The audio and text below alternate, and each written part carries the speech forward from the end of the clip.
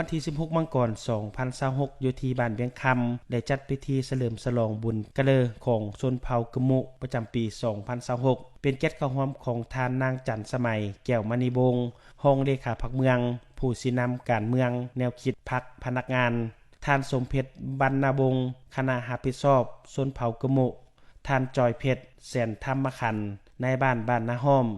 มีคณะนำคันแขวงคันเมืองในบ้านแขกที่ถึกเชิญตลอดฮอดประชาชนภายในบ้านเขาหวมในพิธีต่างหน้าชนเผ่ากะมุได้หวนคืนประวัติความเป็นมาของเผ่ากะมุโดยย่อ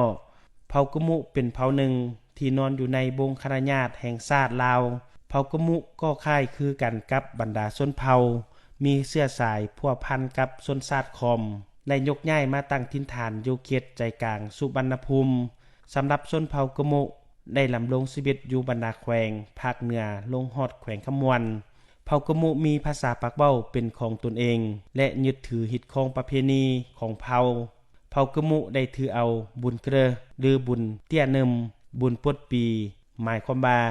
เป็นบุญส่งท้ายปีเก่าตอนรับปีใหม่ของชนเผ่า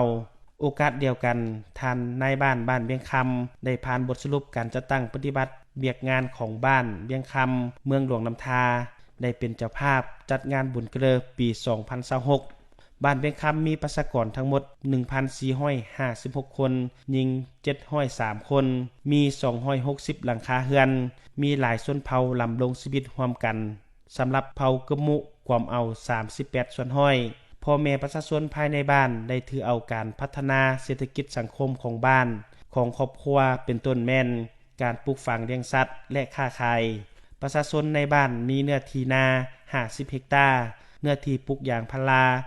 450เฮกตาร์เนื้อที่ปลูกหมากไม้และพืชกสิกรรมต่างๆ27เฮกตาร์เลี้ยงสัตว์ใหญ่และสัตว์น้อยและค้าขายตื่มอีกการจัดงานบุญกะเลอในครั้งนี้เพื่อส่งเสริมวัฒนธรรมชนเผ่ากะมุติดพันกับการท่องเที่ยวและสุขอยู่ส่งเสริมหิตของประเพณี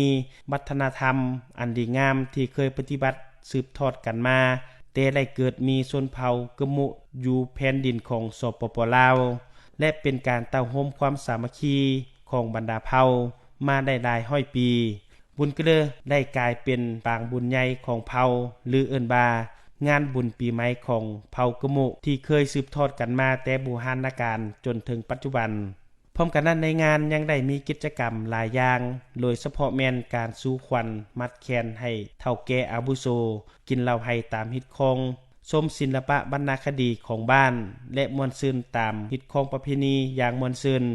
จากนั้นได้มอบใบเกียรติคุณให้กลุ่มกองและบุคคลที่ได้ช่วยวัตถุปัจจัยเข้าในงานตึมอีกโอกาสดังกล่าวท่านสมเพชรบรรณวงศ์คณะรับผิดชอบชนเผ่ากะมุได้ให้ฮู้เกี่ยวกับการจัดงานบุญเกลือบ่า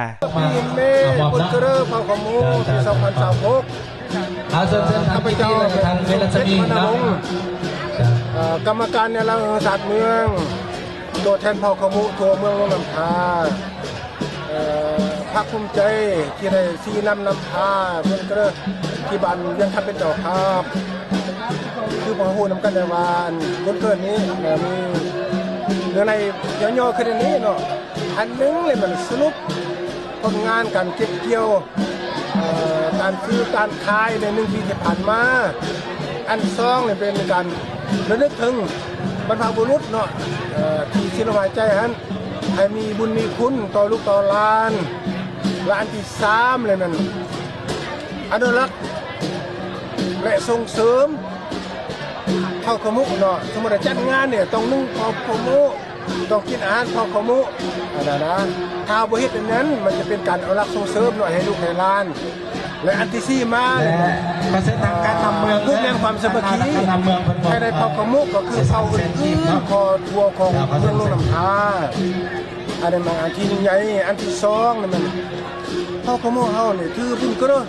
เป็นประเพณีประจำปี1ปีที่ว่าจัดการเทื่อนึงเธอเอาบุญนี้เป็นบุญใหญ่ของตนเอง